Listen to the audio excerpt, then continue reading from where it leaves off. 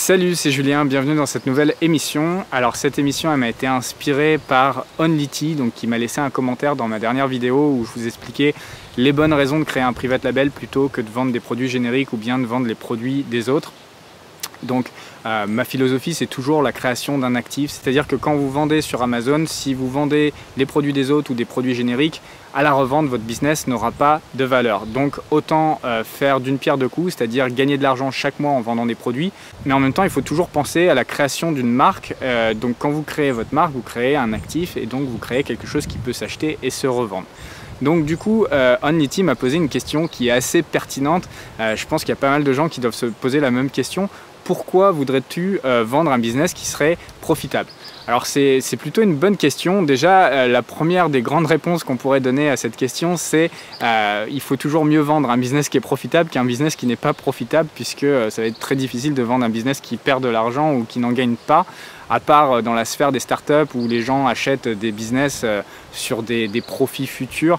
Mais dans notre sphère Amazon FBA, les gens achètent sur un historique de performance des 6 à 12 derniers mois. Donc les bonnes raisons de vendre un business, il y en a plusieurs. La première, ça peut tout simplement être que vous avez besoin d'argent. Faut savoir que les business Amazon FBA en particulier sont extrêmement liquides si on compare avec d'autres types de business.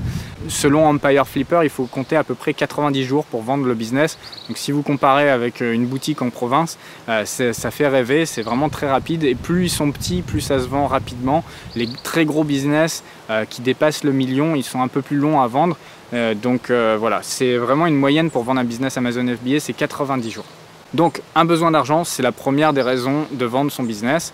La deuxième des raisons, ça peut être un désaccord avec un associé. Donc vous avez commencé votre activité avec un associé, un ami, et vous vous rendez compte que dans le business, ça ne se passe pas comme dans la vie privée où par exemple vous étiez amis, vous aimiez faire du sport ensemble, vous aimiez faire tout un tas de loisirs ensemble, et puis vous vous rendez compte que quand vous voulez faire du business ensemble, eh bien ça ne marche pas. Peut-être que vous n'avez pas exactement la même vision ou la même envie de réussir. Ou, voilà, il y a plein de raisons qui font qu'il peut y avoir des désaccords avec votre associé. Donc ça, c'est la deuxième raison.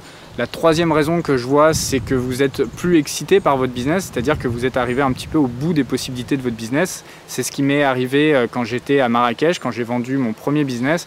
Eh bien, j'étais arrivé au bout, c'est-à-dire que j'avais fait un peu le tour. Ça faisait 3 ans et demi que je faisais tourner à plein régime cette affaire. Mes perspectives d'évolution n'étaient pas énormes, c'est-à-dire que je pouvais gagner quelques pourcents, mais j'allais pas pouvoir démultiplier mon business, du moins pas facilement. Et du coup, j'étais arrivé un petit peu au bout de l'affaire. Il y a un business qui, moi, me faisait plus du tout rêver, faisait rêver ceux qui l'ont acheté. C'est-à-dire que ceux qui l'ont acheté, ils étaient très contents, ils savaient qu'ils allaient avoir un cash flow qui allait être continu, qui n'allait pas avoir de gros problèmes, puisque j'avais vraiment bien préparé le terrain pour eux. J'avais fait tout le plus dur, j'avais monté le Riad dans les classements de TripAdvisor très haut. Voilà, il y avait une très bonne notoriété autour de cette maison, donc ils achetaient tout ça, ils achetaient tout le package, ils achetaient les 3 ans et demi de travail très dur que j'avais produit avant. Mais ces 3 ans et demi, c'est ce qui moi m'excitait. Moi j'aime toujours monter des projets. Une fois que c'est au top, c'est un petit peu moins marrant au jour le jour. Donc voilà, ça c'est la troisième raison de vendre votre business. La quatrième raison, ça pourrait tout simplement être que vous voulez prendre votre retraite. Soit anticiper ou soit parce que vous êtes âgé et donc vous voulez vous arrêter, donc vous voulez vendre votre activité et aucun de vos enfants veut prendre le relais. La cinquième, qui est sûrement la plus intéressante financièrement pour vous si ça vous arrive, c'est le rachat. Donc c'est souvent des offres qu'on ne peut pas refuser. C'est un rachat qui peut être effectué soit par un concurrent, soit par votre fournisseur. Donc votre fournisseur, il peut être intéressé d'avoir tout le canal de distribution, c'est-à-dire de la production jusqu'à la vente au client final. Donc pour lui, c'est vraiment une explosion de ses marges. Et il n'a pas à faire tout le travail que vous avez fait, de faire ranker les produits, etc. Il achète en fait un tunnel jusqu'au client final. Donc ça, c'est vraiment une très bonne opportunité pour les fournisseurs. La deuxième chose, ça peut tout simplement être un compétiteur qui veut dominer le marché, donc il achète tous ceux qui se vendent bien également, ou bien c'est un compétiteur qui vend dans des boutiques physiques mais qui ne vend pas encore sur Amazon et qui se dit la meilleure façon d'arriver sur Amazon, c'est de racheter déjà les meilleurs.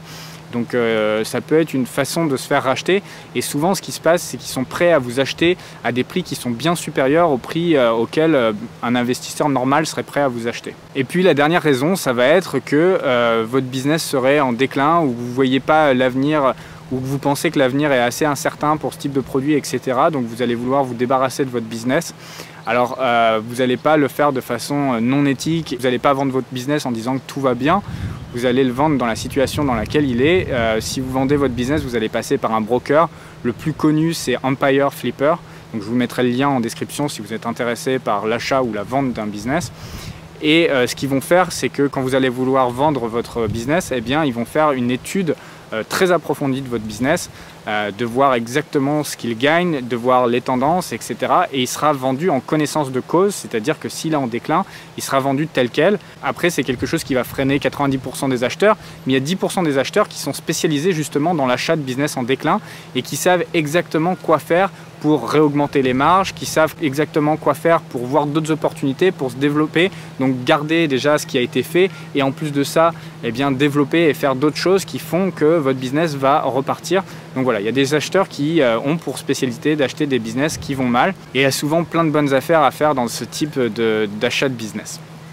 Donc voilà, c'est un petit peu les raisons qui me venaient à la tête. J'ai trouvé intéressant de faire une vidéo parce que j'imagine qu'il y a plein de gens qui devaient se poser la même question. Pourquoi vouloir vendre un business qui marche bien? C'est vrai que d'un point de vue extérieur, ça peut paraître bizarre, mais en fait, il y a plein de raisons. Et dans tous les cas, le résultat reste le même, c'est-à-dire d'avoir un gros paquet d'oseille en un seul coup. C'est à peu près la raison majeure en fait de vendre un business. Donc voilà, j'espère que cette vidéo vous aura plu.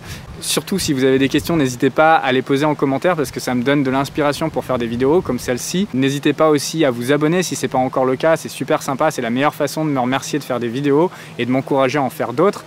Et si vous aussi vous voulez créer votre private label et créer une marque, donc un actif qui puisse s'acheter, se revendre, eh bien j'ai une formation qui vous montre comment faire de A à Z. Je vous mets le lien dans la description et il ne me reste plus qu'à vous dire ciao, bye bye.